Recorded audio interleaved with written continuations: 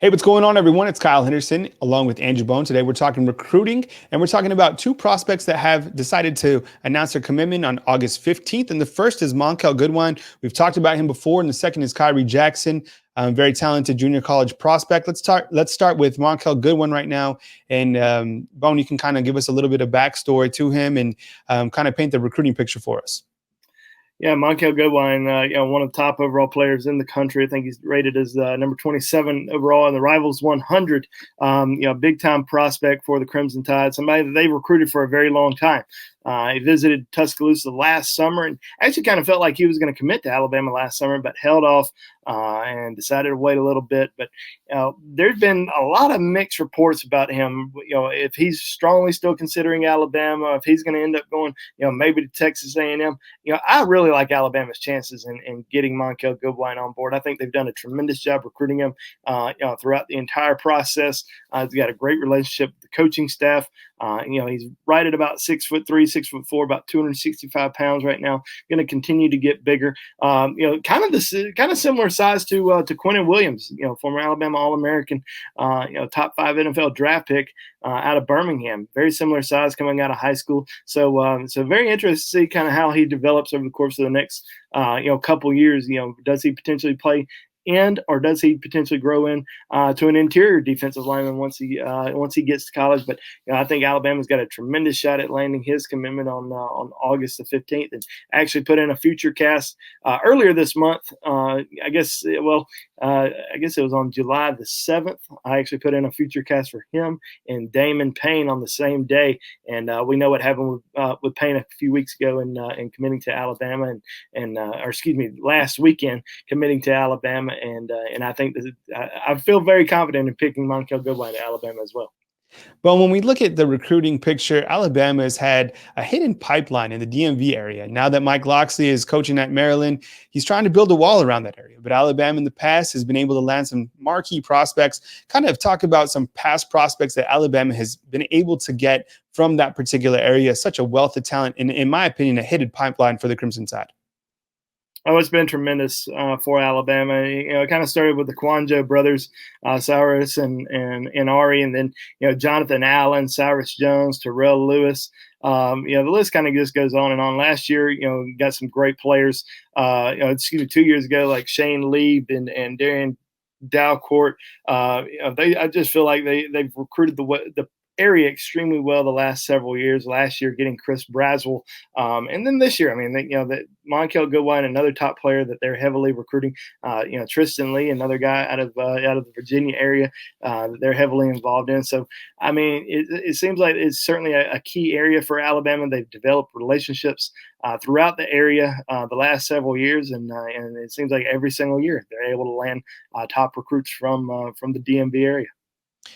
Currently, who is leading the recruiting effort for Monkell Goodwine as we go into the month of August?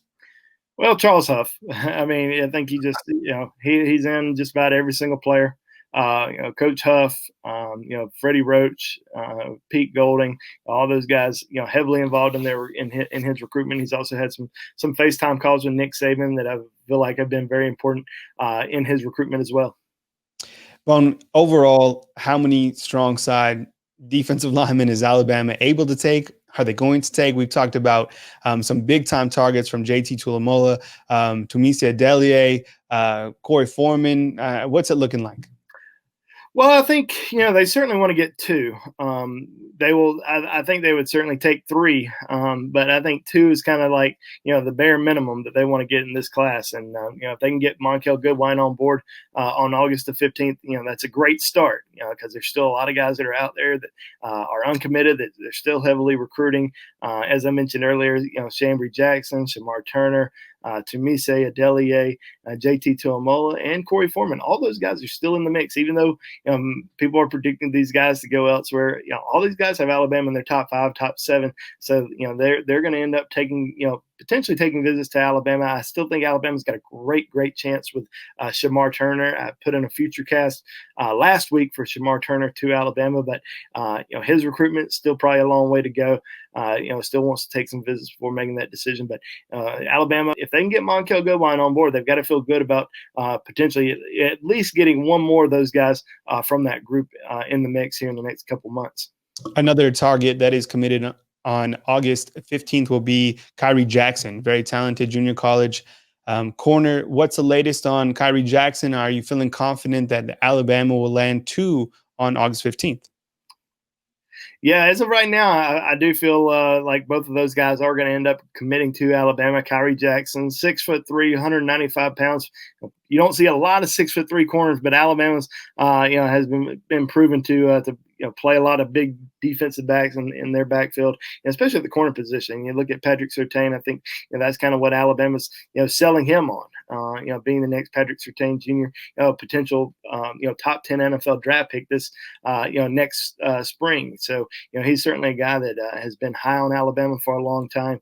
His head coach, if you haven't read the story on Bama Insider this week, Tony Tsoukalas did a tremendous interview with Buddy Stevens, the head coach at East Mississippi Community College, who said that this guy is probably the best defensive back he's had in all of his years of coaching. And, we know how much talent's come through East Mississippi through the years and all the defensive backs that have come through there. And, to say that, I think that's definitely, a tremendous amount of praise. He's probably, I don't know what he's ranked currently on Rivals. I think he's rated as a 3-star, but most people I talk to feel like he's the best defensive back, or not even the best defensive back, but the best overall prospect in the junior college ranks this year. I know he's a preseason first-team All-American. Even though they may not, it doesn't look like junior college is going to have a season until next spring. Many people feel like he's certainly one of the premier overall players, and if Alabama can get him, they would be extremely excited. When we look at the recruiting picture, is there a certain coach that, recruits junior college guys, or is it just kind of by position? And would it be Carl Scott? Would it be Charles Kelly? Would it be those guys leading the recruiting effort? Yeah, with in the junior college ranks, especially in the state of Mississippi, Pete Golden recruits the state of Mississippi well, and I think he still has a big role in that. Freddie Roach recruits Mississippi. He's going to have a little bit of a role. But Carl Scott also, heavily recruiting Kyrie Jackson as well. Nick Saban. I mean, pretty much everybody, trying to get these junior college, at least one junior college player on board in this recruiting cycle. He's the top guy, and all is, like I said kind of earlier, it's all hands on deck. Everybody's trying to recruit him and make sure he's part of this class. And like I said, I believe he will be. He put out a top 4: Alabama, Oregon, Oklahoma, Florida. We're seeing a lot of these similar schools in a lot of recruiting battles against Alabama in this recruiting cycle, and I think Alabama's got a great chance to land him. And as of right now, I'm predicting him to land with the Tide. All right, Bone. As we kind of round out the show right here, when we look at the corner position for Alabama, what's it looking like in terms of numbers? How many can Alabama take at that particular position? When we look at the corner position, because Alabama has a couple defensive backs that are currently committed to this class. You have Kane Williams, Devontae Smith.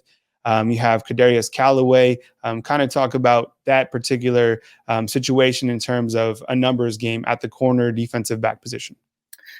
Well, I've been saying for a while that I think Alabama is going to sign at least 6 defensive backs. I think 7 is going to be stretching it, but I think they're going to get to 6. If they can get Kyrie Jackson on board on August the 15th, that's going to be 4 defensive backs. And they're not going to be saying no to a lot of these other guys that are still out there, like Terrion Arnold and JaQuincy McKinstry or Jason Marshall, Sage Ryan, Jordan Gilbert. All those guys are still in play for Alabama now. There's all this communication out there about who's being recruited as a safety, who's being recruited as a corner, who can play both. I think Alabama really hated not having the summer camp season because all these guys that they're recruiting as defensive backs, they like to bring them in, test them out at safety and corner, and kind of have a better idea of which position they're going to play once they get to Alabama. If they do end up landing them, but I think some of these guys that they feel like can play corner that most people think are safeties. Kadarius Callaway. Maybe he's 210 pounds, but he ran a or 5. That would be bad. 4.50 40. So I mean, Alabama's at least going to try him out at corner. That's what I keep hearing. They'd love to try him out at corner. Devontae Smith, another guy that they feel like can play the cornerback position. Kane Williams, more so probably a safety, 6'2", 212 pounds right now, could potentially grow into an outside linebacker. DeQuincy McKinstry, Terrion Arnold. I keep seeing everyone say Terrion Arnold's Alabama's #1 safety target. That's not necessarily the case. Alabama loves this kid as a cornerback. And I think he might be their top overall defensive back target. I don't know that, but he's certainly. I wouldn't label him their #1 safety target because Alabama strongly believes that he can play corner. Same with JaQuincy McKinstry and Jason Marshall. All those guys are cornerback targets. So you never know. They may end up playing safety once they get to Alabama and kind of fill it out if they do decide to go there. But I wouldn't really label any of those guys as 100% playing safety or 100% playing corner. Let them get on campus first. Let them work out. Then they can go from there. 2 big commitments coming up on August 15th. Stay with BamaInsider.com as we inch towards what could be a very big day for the Crimson Tide. Andrew Bone, Kyle Henderson right here at BamaInsider.com. Before we go, we want to thank our loyalty club members right here on BamaInsider.com. You got the Touchdown Club on the left. You got the Loyalty Club members on the right. To join the Loyalty Club or the Touchdown Club, hit the join button at the bottom of this video. We appreciate all the support right here on BamaInsider.com. For Andrew Bone, Kyle Henderson, it's going to be another big month for Alabama. Stay with us on BamaInsider.com.